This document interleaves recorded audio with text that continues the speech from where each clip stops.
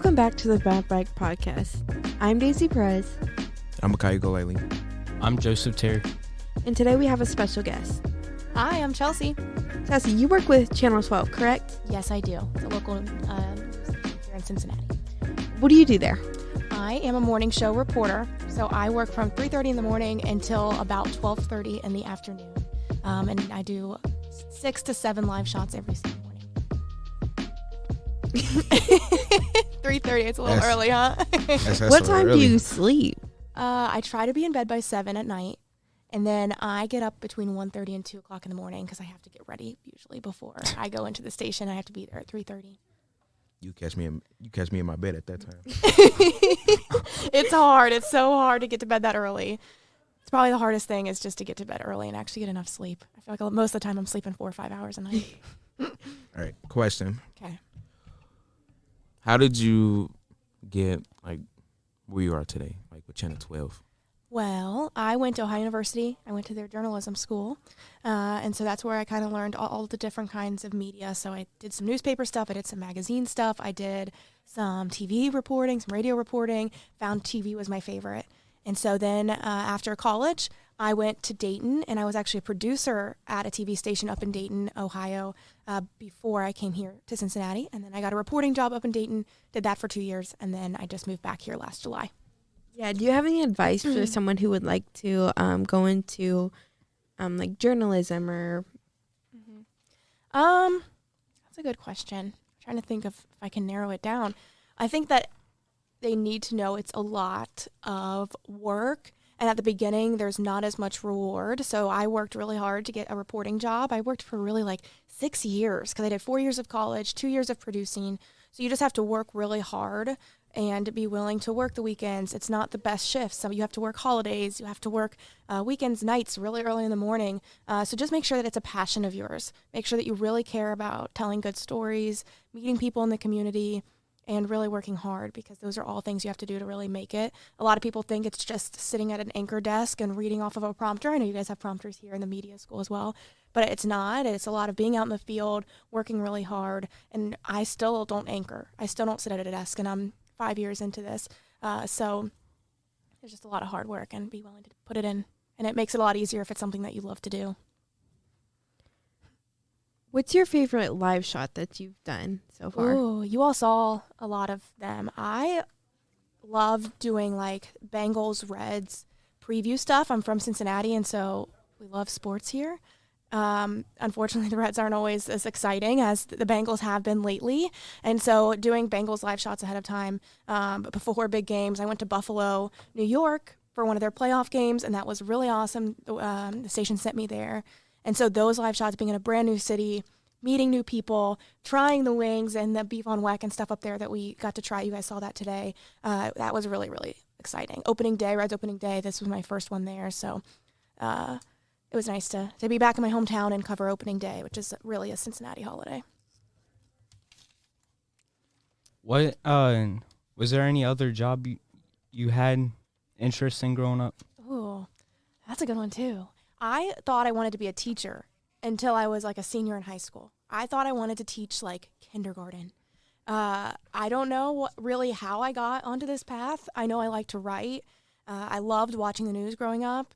It was super interesting to me on how it all worked, because I'm sure you guys have started to learn here. It's super intricate, and there's a lot more that goes into it than you can just see on TV. And so, I don't know. I wanted to be a teacher, and my sister's actually a teacher now, so she kind of took over that. But yeah, teacher. Do you ever get nervous going on live TV? Mm-hmm. I still get nervous sometimes. I think it's a lot easier than it used to be. So 4 years ago, I was nervous for every single live shot. Now I just get nervous for live shots when you're in situations where you're still learning information. So we get sent to breaking news, and you really don't know that much yet. Okay, let's say there's been a car crash, and you don't know what's happened. You don't know if somebody's hurt. You don't know who's involved. You don't know the names. You don't know really much of anything. But you have to fill that time. So filling that time is kind of can be intimidating. But and being in situations you don't know how it's going to pan out. So being on the horse for opening day that you all saw today. That was pretty tough because I was like, oh no, I don't want this horse to throw me off of it on live TV. That'd be so embarrassing. So just that kind of stuff. But for the most part, I feel a lot better than I used to. I don't get as nervous. Is there a time where you messed up on a live shot and you thought it was really noticeable when it wasn't? Yes. I feel like 90% of the time, 99% of the time, honestly, I'm like, oh my gosh, that was a horrible live shot. And I go back and watch it back and I'm like, wait, that pause where I took like a 3-second pause to think about what I wanted to say because I forgot for a second, I'm the only one that noticed that. No one else would have noticed that. It would have been way more obvious if I just stopped talking altogether, you know? Or I would have I stuttered or I said something funny. And you watch it back and you're like, wow, they could still understand the word I was trying to say. And it makes me human. Like I'm a normal person. We all stutter when we talk. We all say things funny. Like I think that the viewers actually enjoy seeing us look like a human, even though we're in this role as a TV reporter.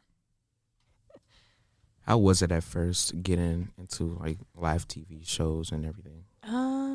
It was weird to see myself, and I hated hearing my voice back.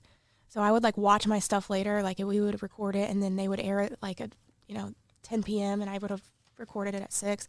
And I'd be watching it at home, and I'd be like, oh, no one wants to listen to this. This sounds horrible. But you get used to it. You change your voice so that it's not so horrible sounding to you, and you just kind of evolve from there. But it was tough to watch back. And now even going back and watching some of my stuff I did at the beginning, I'm like, oh my gosh, why'd they let me put that on TV? You just learn so much. It's one of those businesses where you never really stop learning. And you start out and you do get better over time the more you do it. And so you do kind of have embarrassing moments at the beginning, and that's just kind of part of the experience. What's your favorite part about the job? Oh, is that your question? Did she take your question? My favorite part is definitely just meeting people, getting the privilege to tell their stories. I mean, it's some people tell me this, I see people on the best days of their life where they're having so much fun and great things are happening. I see people on the saddest, worst days of their life and have to ask them to talk to me. And sometimes they do. And they're very vulnerable and they're willing to share their story. And that's kind of the best part, is just getting to meet people in different communities where I never would have gone. I never would have had a chance to go to Buffalo and meet some of those people up there had I not been in this job. And so I think that's really the best part to me. Any advice for people who wants to get a job just like yours or similar to yours? Yeah, just be willing to do a job that you don't necessarily, it's not your end goal. I was a producer. I never wanted to produce. I never wanted to put newscasts together. I wanted to be a reporter. I knew I did. I wanted to be on air, wanted to be out in the community. I took the producing job just to kind of get my foot in the door, to prove to them I could do that job and I can report. And worked hard, worked 6-7 days a week because I was producing 5 days, coming in on the weekends and showing them I could report and following along other reporters. We know a lot of people, I don't know if you're familiar with the term PA, they basically run the cameras, run the prompter, help out the directors. And a lot of people start out in the studio running cameras and then end up on air or even to a producing job. They move up from there. So just to get into the business, you make a lot of contacts. It's a small business. And so you can really grow even if starting out in a job in this industry that you never thought you'd want to do. Has anything scary happened on the job? Not to me necessarily personally. You go into neighborhoods you're not familiar with, and so you don't know the dynamics. You go into kind of really intense situations sometimes when you're at those breaking news scenes. And, we're sometimes going there at 3:30, 4:30 in the morning when it's really dark. A lot of people are sleeping. They're waking up to a lot of sirens. They're waking up to police cruisers outside of their houses. I think just not knowing how people are going to react in those situations is kind of intimidating and can be kind of scary. But thankfully, I've never had any dangerous or scary situations that I've been in. Well, is there anything you would like to add? No, I just appreciate the opportunity to talk about this. And I know that you all are thinking about going to college soon. Just make sure that if this is something that you want to do after being in this class, that it's a passion of yours and you really explore the different opportunities, because journalism, there's so many opportunities. It's not just TV, it's not just podcasting, it's not just radio. You can use your skills as a journalist in so many different ways. A lot of people get out of the business and do PR, public relations. Your journalism degree will just go so far if that's the path that you want to take. Well, thank you. Once again, I'm Daisie Perez here with Maciah And Joseph. And Chelsea. We'll see you next time on the Bad Mike Podcast.